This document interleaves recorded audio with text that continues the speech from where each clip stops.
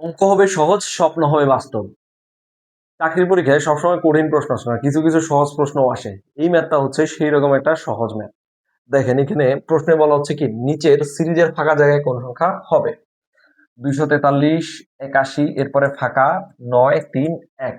আপনি যদি এতক্ষণে অ্যান্সার গেস করতে পারেন তাহলে অ্যান্সারটা কমেন্ট করে দেন। আর যদি এখনো গেস করতে না পারেন বা বের করতে না পারেন তাহলে আমার সাথে একটু অপেক্ষা করেন।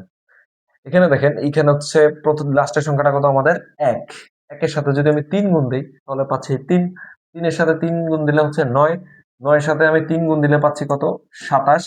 27 এর সাথে 3 গুণ দিলে 81। 81 এর সাথে 3 গুণ দিলে হচ্ছে 243। খুবই সহজ। মানে এখানে দেখা যাচ্ছে কি, একটা সংখ্যা পরের সংখ্যাটা আগের সংখ্যাটার 3 গুণ। সহজ হিসাব। যদি বুঝে থাকেন ম্যাথটা তাহলে অবশ্যই অবশ্যই আমাদের ভিডিওটা শেয়ার করবেন এবং পেজটিকে ফলো দিবেন। ধন্যবাদ।